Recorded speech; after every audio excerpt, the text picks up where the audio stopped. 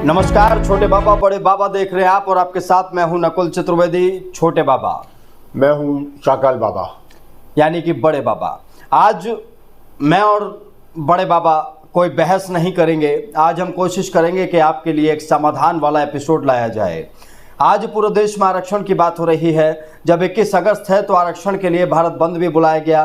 कई तरीके के आरोप सरकार पर लगाए गए, कई तरीके के आरोप अलग अलग संस्थाओं पर लगाए गए, और कई तरीके के आरोप राजनीतिक पार्टियों पर लगाए गए।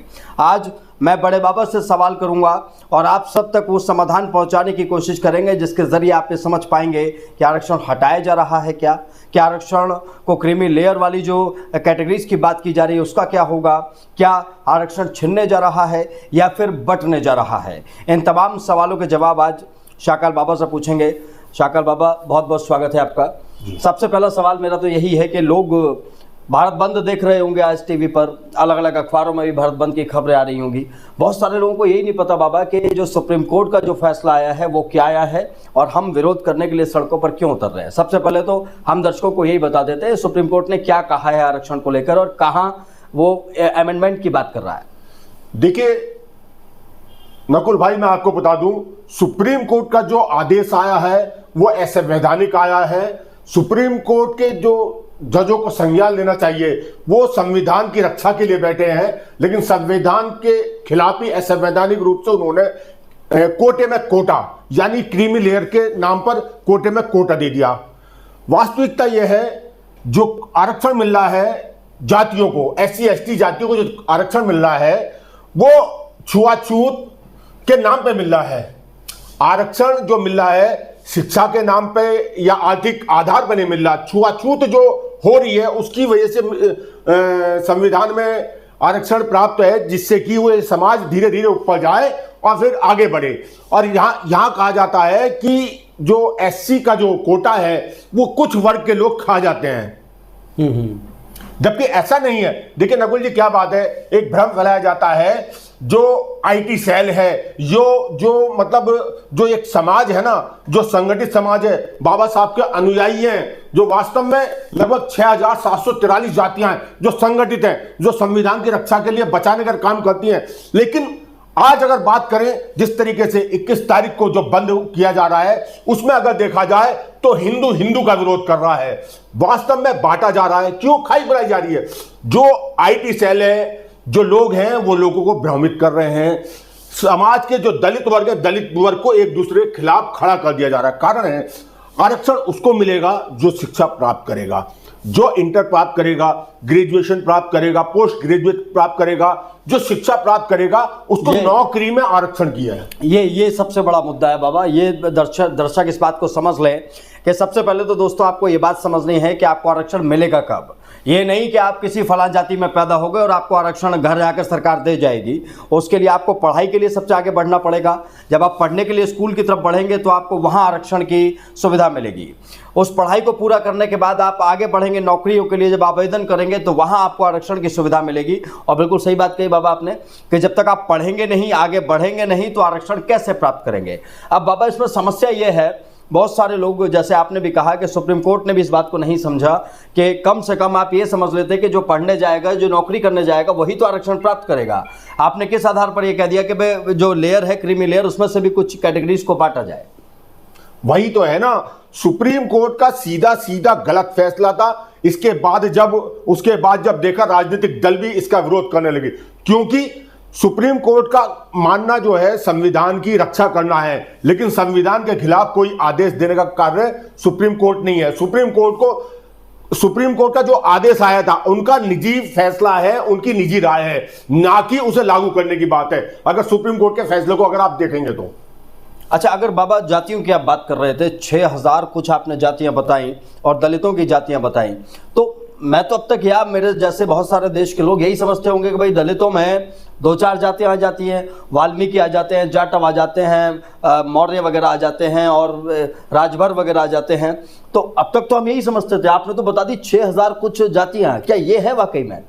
वास्तव में जो एक SC ST OBC माइनॉरिटी की जातियां हैं 6743, मतलब 6000 से ज्यादा जातियां हैं। अगर SC की बात करें तो SC में 1000 से ज्यादा जातियां हैं।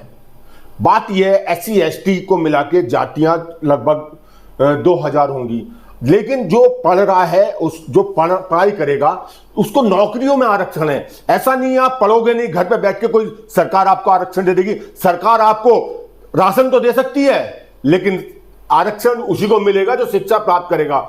शिक्षा जो प्राप्त करेगा, कहते हैं ना, बाबा साहब कहते हैं, शिक्षा वो शेरनी का दूध है, जो पिएगा वो धाड़ेगा। आज जो संविधान की रक्षा के लिए सड़कों पे जो समाज है, जो लोग हैं, उन्हें लग रहा है कि संविधान में कहीं ना कहीं उसको बांटा जा रहा है या खत्म किया जा रहा है।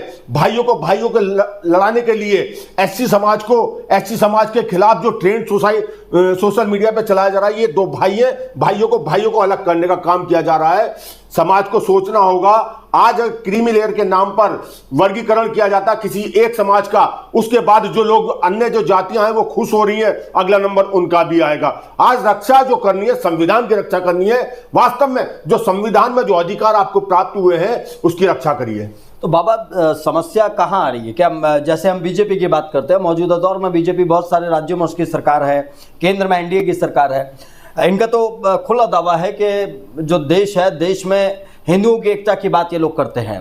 तो ऐसे में इनके होते हुए ये बंटवारे की जो कोशिश हो रही है हिंदू में, जो आप अभी जिक्र कर रहे थे, ये ऐसा क्यों हो रहा है? नकुल जी बहुत अच्छी बात कही आपने बहुत ही अच्छी बात कही।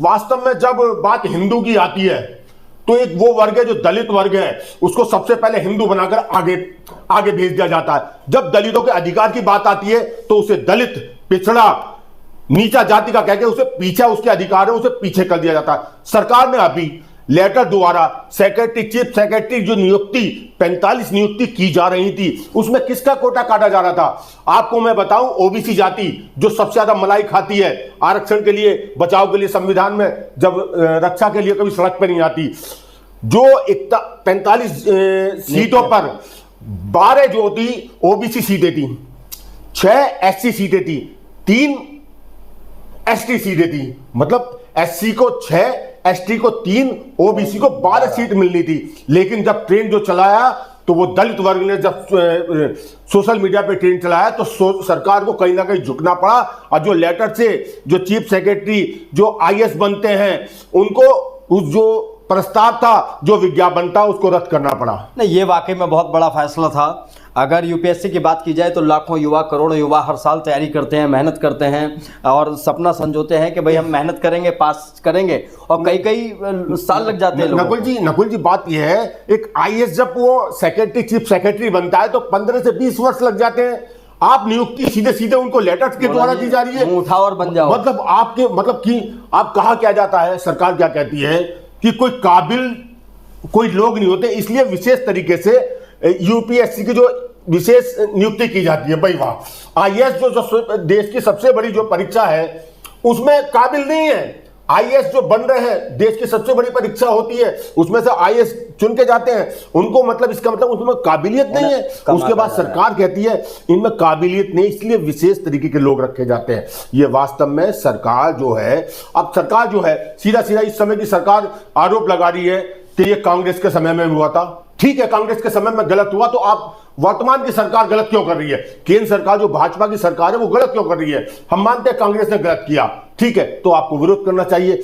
आप उसी परिपाटी से आगे बढ़ रहे हो, ये गलत है बिल्कुल। आप जो अधिकार छीन रहे हो ना, आप जो SC ST को बड़ा अपना भाई मान के चलते हो, हिंदुत्व मान के चलते हो, उनके हक अधिकार को छीना जा रहा है। तो बाबा ये है, अब कुल मिलाकर अगर दर्शकों को बताने की कोशिश की जाए आरक्षण को लेकर, अब वो क्या पक्ष अपना रखें, किस तरीके से जो आरक्षण को लेकर फैसला आया है इस पर अपना ओपिनियन रखें, किस तरीके से अपना मत बनाएं, ताकि लोगों को भी समझाया जा सके कि आरक्षण के अगर खिलाफ खड़े होना है तो कहाँ खड़े होना है, और उसके पक्ष में खड़े होना है तो कहाँ खड़े होना है। देखिए, देश चलेगा संविधान से, और संविधान के हिसाब से जो सरकार सत्ता काम करेगी वो आगे बढ़ेगी। वरना लोगों ने अब मन बना लिया है, कोई जाति के नाम पे, धर्म के नाम पे पार्टी, कोई भी दल पार्टी होगी उसके खिलाफ नहीं। जो वास्तव में संविधान की रक्षा करेगा, संवैधानिक रूप से जो उनका पालन करेगा, उन्हीं के साथ जनता होगी। वरना जनता ने दिखा दिया है कि सड़कों पर आकर वो हक अधिकार के लिए सड़कों पे ही आएगी, और वोट के अधिकार से आपको सत्ता से उखाड़ भी सकती है। बिल्कुल सही बात है दोस्तों। अगर बात की जाए ये 2024 के आम चुनाव जो थे, इस आम चुनाव के बाद जिस तरीके की परिस्थितियां केंद्र में बनी, उसके बाद बीजेपी लगातार बैकफुट पर है, एनडीए की सरकार लगातार बैकफुट पर है। बड़े बड़े ऐसे फैसले हैं जो वापस लिए जा रहे हैं और इससे ये पता चल रहा है कि बीजेपी ने पिछले 10 साल में कितने बड़े गलत फैसले लिए जिनकी वजह से उन्हें अब आगे नुकसान झेलना पड़ रहा है। दूसरी तरफ बाबा, इस चुनाव में हमने रिजल्ट्स को भी देखा, यूपी के रिजल्ट्स कहीं ना कहीं ये पता चला है कि जो पिछड़े हैं उनकी अनदेखी भारी पड़ी है सरकार को। दूसरा भी हम एक लेटेस्ट फैसला देख रहे हैं, यूपी सरकार में आया जो हाईकोर्ट ने फैसला दिया 69,000 शिक्षक भर्ती मामला, उसमें भी यही बात आई सामने कि आरक्षण को कहीं ना कहीं दरकिनार किया गया और एक वर्ग के साथ धोखा किया गया। तो कुल मिलाकर क्या बाबा बेसमझा जाए कि जो संविधान बचाने वाले हैं उनकी सरकार आने वाली है केंद्र में, जिस तरीके की बातें चल रही हैं, चर्चाएं चल रही हैं, ये लोग जाने वाले हैं? देखिए, वास्तव में इन लोगों को सोचना होगा, इन्हें जागृत होना पड़ेगा। जो SC ST OBC माइनॉरिटी के जो लगभग अगर बात करो देश में 80% जनसंख्या है, कितनी 80%, लेकिन उनके हक अधिकार को छीना जा रहा है। उनको जागना होगा। कुछ परसेंट जो संख्या जो अगड़ी जाति के नाम पर सरकार सत्ता में आ जाती है, आपके हक अधिकार को छीन लेती है। आपको जागना होगा। आपको जागना होगा कि धर्म के नाम पर कितना आपको, चाहे वो कांग्रेस हो, चाहे भाजपा हो या अन्य कोई भी दल हो, जो धर्म के नाम पे आपको लेकर चलती है वो आपका बेवकूफ बना रही है। शिक्षा की बात कोई नहीं करता, कारोबार की कोई बात नहीं करता। आज अगर बात करो, धर्म की बात करो, तो आज अभी मेरे साथी बैठे हुए थे, आज वो मुंबई में व्यापार करते हैं, तो मुंबई जो व्यापारी कह रहे थे तो भाजपा को पता क्या कह रहे थे, ये रामलीला वाली पार्टी है। बोले कितना दुखद है, अन्य स्टेट में क्या रूप बना रखा है। आपको सोचना तो होगा कम से कम। आप सोशल मीडिया पे अगर देखो, SC ST या आज जो 21 तारीख को बंद की बात है ना, सबसे ज्यादा विरोध जो अगर कोई कर रहा है, एक भी कोई मुस्लिम माइनॉरिटी वाला, कोई भी सिख क्रिश्चियन मुस्लिम नहीं कर रहा। वो अगड़ी जाति जिसे कहा जाता है, उनकी मानसिकता दिखाई देती है। सोशल मीडिया पे देखिए, सबसे ज्यादा विरोध वो कर रहे हैं। वो अगर वास्तव में हिंदू को हिंदू के साथ आना चाहते हैं तो दलितों की इस लड़ाई में उनके सामने सबसे पहले आगे खड़ा होना चाहिए था। नहीं, इनके हक अधिकार है, इनके साथ खड़ा होना चाहिए। लेकिन सोशल मीडिया में ट्रेंड जो अगड़ी जाति कहा जाता है वो अपनी नीचता पे उतर आती है सोशल मीडिया पे, अगर आप देखेंगे। नहीं, वाकई में बाबा देखिए, दिमाग सबके खराब है। दिक्कत सबसे बड़ी बात यह है कि हमें एपिसोड इसलिए बनाना पड़ा है कि बहुत सारे लोगों को यही नहीं पता कि वो विरोध किस बात का कर रहे हैं, चाहे वो इस तरफ खड़े हों चाहे उस तरफ खड़े हों। तो दोस्तों, ये बात समझनी बहुत ज़रूरी है आप लोगों को।